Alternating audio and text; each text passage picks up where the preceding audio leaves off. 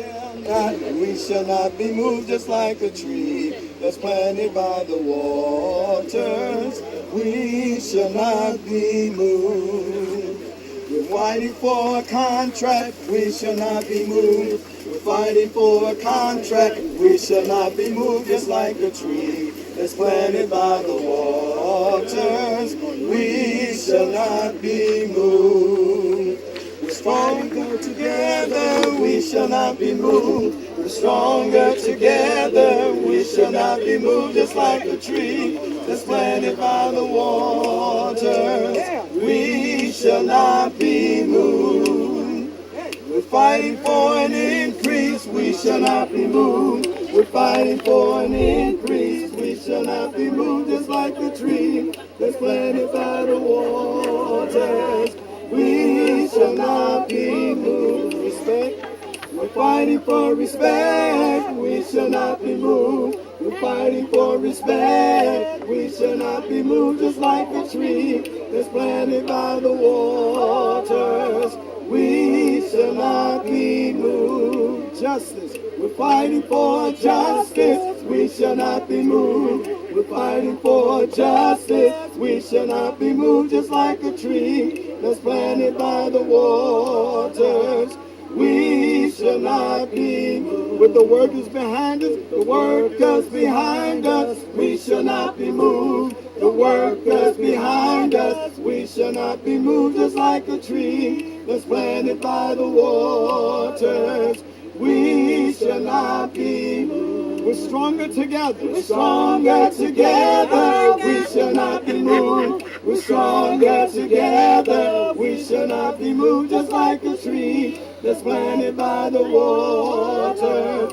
we shall not be moved.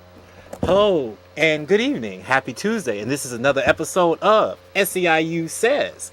And we are sponsored by GWC.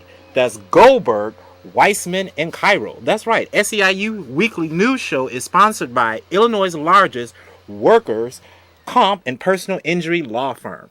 If you think that you may have a case for workers' comp, or you may have questions in regards to that, we encourage you to give SEIU Local 73 a phone call. And that phone number is 312-588-7630. That phone number, once again, is 312-588-7630. And that's for information on Goldberg, Weissman, and Cairo, Illinois' largest personal injury. And we have a guest today, and I'd like you to introduce yourself. My name is Marc Kaplan. I'm with Northside Action for Justice, and we're a part of the Grassroots Education Movement, which is a group of activist organizations from around the city, including community organizations, unions, and the teachers union. And we've been on the front lines in a fight to defend public education. And Okay, and we're going to get to him because we have a special show this designed for you today. So I hope everyone had a wonderful Mother's Day. I hope everyone had a wonderful weekend. And once again, happy Tuesday. And we thank you for allowing us into your homes today. So I'd like to give an announcement. Okay, UIC contract was ratified. That's right. The workers of UIC, their contract was ratified. And we have breaking news for that. The votes have been counted by members, by our bargaining committee, and that was on last Friday afternoon, more than 90%. So the people have spoken, and they do like the language of this new contract. 90% of the members voted yes for the contract for UIC workers to be ratified. Thanks to all the members that came out and made this possible. So you may ask the question, if you are an employee of UIC, what's next? When will I get my retroactivity? You may have other questions in regards to that. So I'll give you a little information in regards to that. The University Board of Trustees will now vote to approve the contracts at the upcoming board meetings. Once this contract is completed, the university will begin, and this is the great thing, they will begin implementing wage increase and issuing retro checks. That's right, retroactivity checks.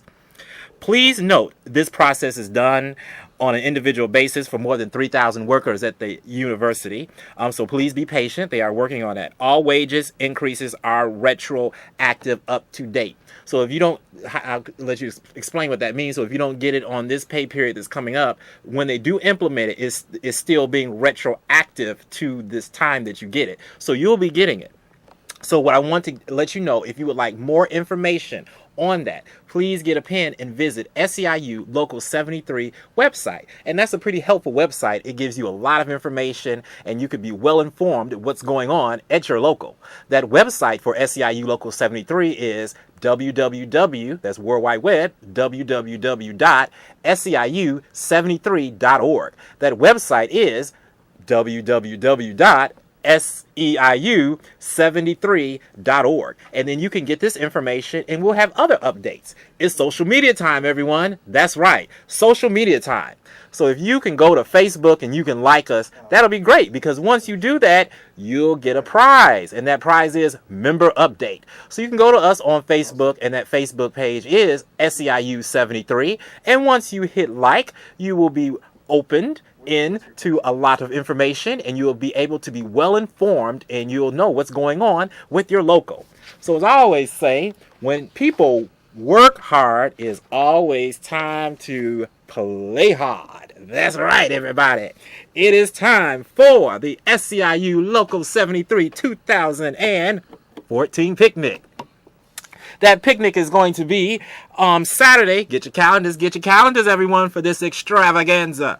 It will be on Saturday, June the 28th, 2014, at 11 a.m., from 11 a.m. until 5 p.m. And you say, where? It's going to be at Miller Meadow Forest Preserve. That's Groves 5 through 9. That's right. And that address will be 2199 South 1st Avenue in Maywood, Illinois. So it is going to be great. It is going to be food. It's going to be beer. So it is going to be raffles, it's going to be music, and it's going to be dancing, games for kids, and it's free for all members of SEIU Local 73 and their family members. That's right, a picnic. So you come on out to that picnic and you have a good time. Bring you some sunscreen, bring you some off, bring you lawn chair, bring an appetite as well. And so if you want information on that and to RSVP for this wonderful event for our members, please give the member resource a phone call. That number is 312-588-7630. That number once again is 312-588-7630. And Chicago is not the only place that's going to be having an SEIU picnic. On that very same day, our local in Northwest Indiana will be having their picnic as well. That will be on Saturday, June the 28th from noon to 5. Also, Saturday, July the 26th, SEIU Local 73 Champaign-Urbana office will be having their picnic. So there's a lot of picnics going on. So I want you to get the proper information. I want you to know where to go. And so you can come on out and bring your family and have a great time. So please, to obtain that information, visit our website at www.seiu73.org. That's www.seiu73.org. And I have another announcement to make for our guest today.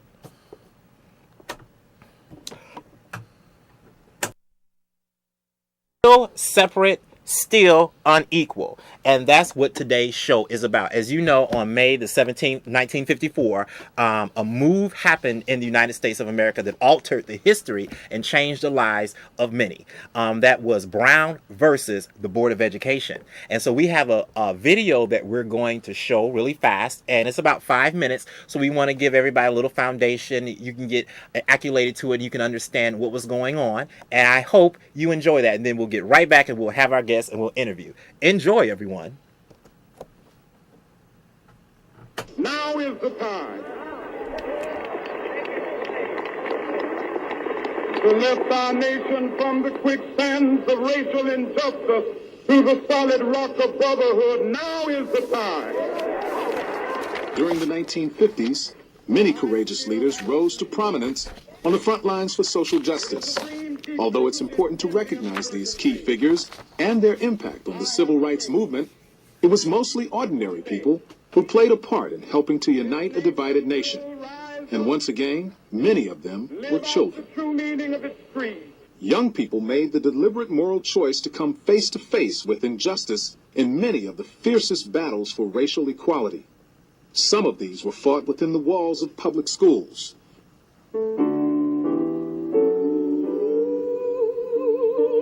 Through a landmark case known as Brown versus the Board of Education, the lawyers for the NAACP, the National Association for the Advancement of Colored People, argued and won a Supreme Court decision which stated that segregation in public schools was in fact illegal. It was a 7-year-old girl from Topeka, Kansas, who helped overturn the decision that kept black and white children from attending the same schools. Because Linda Brown was black, she was forced to go to an all-black elementary school. Since the school was far from home, she needed to take the bus to get there. The only way to catch the bus was to walk through a train switching yard. Her father didn't understand why being black meant his daughter had to struggle to get to school every morning, while an all-white school was just a few blocks from her home. On May 17, 1954, with the help of her father and attorneys from the NAACP, including Thurgood Marshall, Linda's long walk came to an end. A unanimous Supreme Court decision declared that school segregation based on race was illegal. It impacted students in 17 states that had legally segregated schools and ultimately influenced almost every school in the U.S. Although part of the nation complied with the decision and began to integrate their schools, many were not willing to let go of their old prejudices and practices. This nation was founded by men of many nations and backgrounds. It was founded on the principle that all men are created equal, and that the rights of every man are diminished when the rights of one man are threatened. It ought to be possible, therefore, for American students of any color to attend any public institution they select without having to be backed up by troops. Chaos and angry faces outside of Little Rock High School on September 4th, 1957, were evidence that the struggle for racial equality was far from over. The mob was against the court-ordered desegregation of their school. 9 black teenagers, who became known as the Little Rock Nine, were scheduled to attend classes alongside 2,000 white students.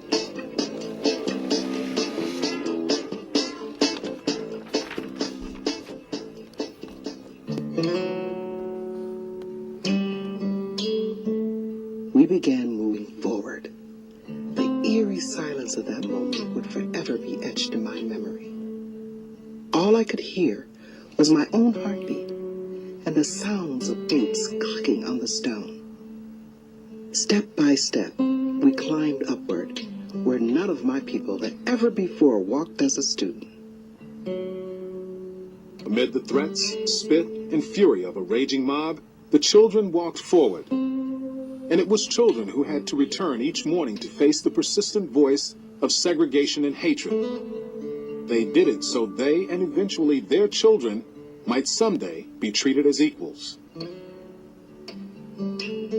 Weeks after school started, it still wasn't safe for the children to enter the building. It took the brave efforts of a few teachers, parents, students, and finally, intervention from the president to control the angry resistance. Eisenhower sent 1,000 paratroopers to join 10,000 members of the Arkansas National Guard who were required to provide protection.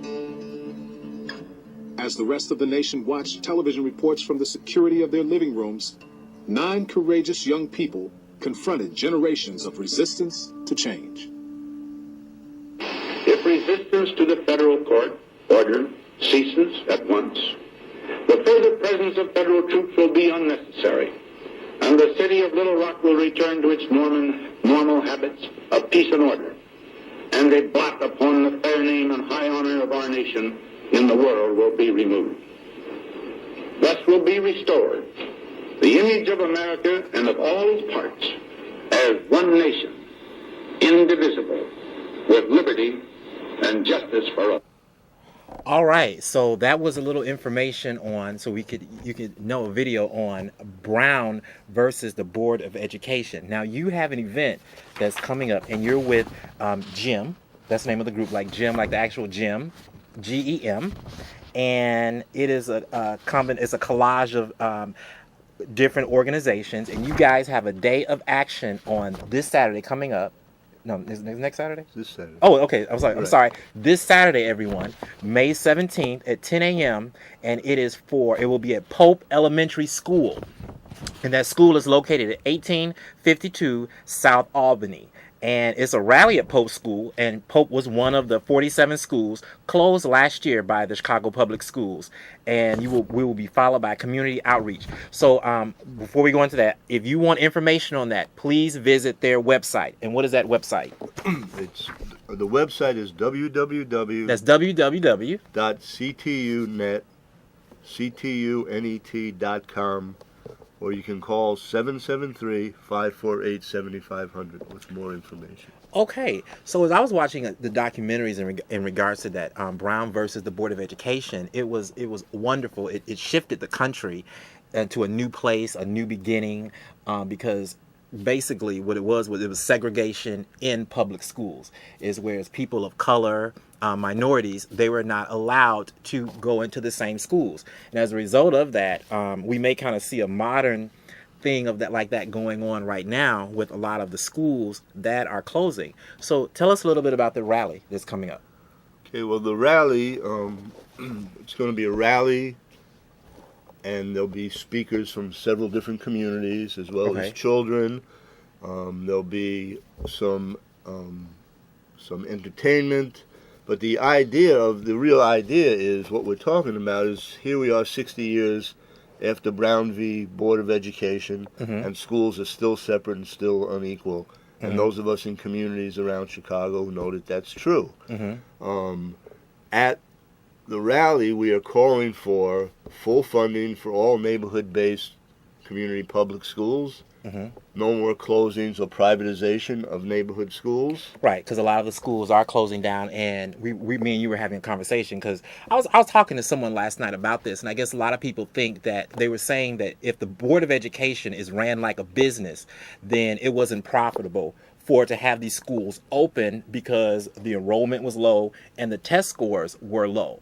And so I guess as these schools close down, and mind you, everyone, this was the largest closing of school system in the United States of America's history ever.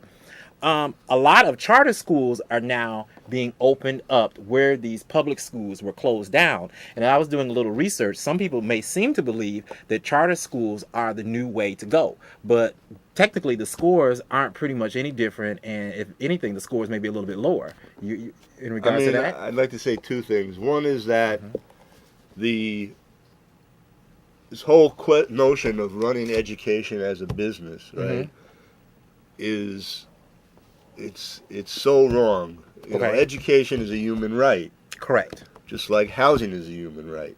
When you run those things like businesses, you're not running them. These are different mindsets. You're not running them for the purpose of helping all young people develop to their full potential. But the other thing is that, on one hand, last year the Board of Education said we have to close 47 schools because we don't have the money.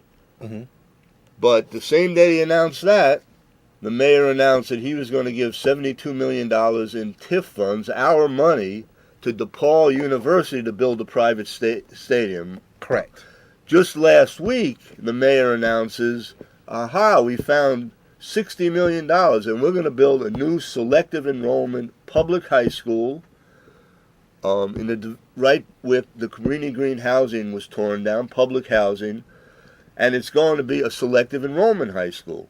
So it's going to be on the same pattern as Northside Prep, Walter Payton, which are they're very highly invested schools. And who goes there? If you look at the demographics of those schools versus the demographics of most of the schools in the city of Chicago, much less low-income students, much less brown and black children.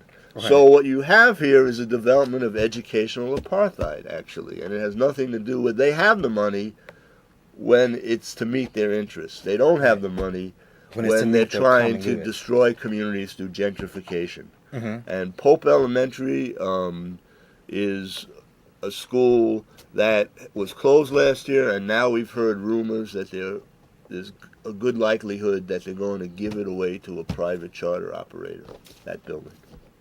Wow, that's very interesting that the money just mysteriously, how do you find $60 million? And Now I can find 50 cents in my coat pocket. The money's there. The Right. money's there. There's $500 million in tax increment financing funds, Mm-hmm. of which half of that money, if it was regular property taxes, would have gone to the Chicago public schools, because that's the way the property tax bill is broken down. Correct. So the money is there. The issue is, where is it spent? The issue is, and the rally, just like the lesson of Brown v. the Board of Education, it wasn't that the Supreme Court decides things in a vacuum. The lesson of Brown v. Board and the lesson of the civil rights movement, the lesson of the labor movement, is that it's only when people get involved on the ground, as the video showed, and said it was common people. People get involved on the ground, that's what pushes and makes changes. Okay, so back in those days, back in that time rather, we could use it right now, is that the schools that were designated for people of color were made out of wood. So it wasn't really good. The facilities, the washrooms and things like that, was outside. And then the books, which really got me, that the books that were given to them were hand-me-down books. And so the books, the education, the curriculum was not current. So they had books like geometry. One person was saying that they had a geometry book from 1935. So let's fast forward to where we are right now. So we were saying these schools that have selective enrollment, and that's what they're basing the enrollment on as far as you testing in. Unfortunately, a lot of times people of lower income may not be exposed to a lot of those things, and so they will not test high to get into that school. That's correct, right? If you don't have the foundation to begin Right. with.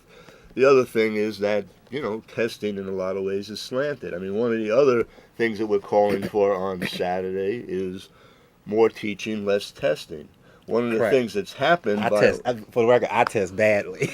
but one of the kind of legacies of all this high stakes testing is that even when teachers really want to be creative, teachers have found ways to really get to the children, to develop relationships. It's so much of how schools are judged now is based on testing. Correct. That teachers can't teach. And Correct. if they do teach, half the time they have to teach. They're forced to teach to the test, so that then they can say, "Oh, well, in my school, X amount of children tested like this." Correct. The schools, regular neighborhood public schools, is being starved for money. Yes, they are. And have a lack of this kind of things that the selective enrollment schools. So there's a lack of computers, a lack of up-to-date information, a lack of all those things. The learning tools aren't current. Correct. Right, and so that could play a major role in. And we have a caller for SEIU Says. This is SEIU Says, and I'm Charlie. How are you today? Yes, I was saying, why are they always building brand new schools for select enrollment children when their kids are struggling getting C's and D's and that's their best? Why come they can't build them no new school to feel proud about attending? Well, let him answer that. But based off, I guess, the Board of Education, the mayor, or the powers that be that make that decision, is their perception of what they can do. They perceive them to be low, and so they feel that they don't need to invest in it. I agree. They should reinvest in that. You want to touch on that as well? Yeah, I mean, the selective enrollment schools have one purpose, and it's a purpose that this administration and this Board of Ed has been carried out. The purpose is to cater to upper income, primarily white people, at the expense of everybody else, working people, people of color all around the city. So they put the resources in, and then they figure out ways to diminish neighborhood enrollment and to cater to that group of folks, when most of the schools in the city of Chicago are 85 to 90% low income, and very much schools where children of color go.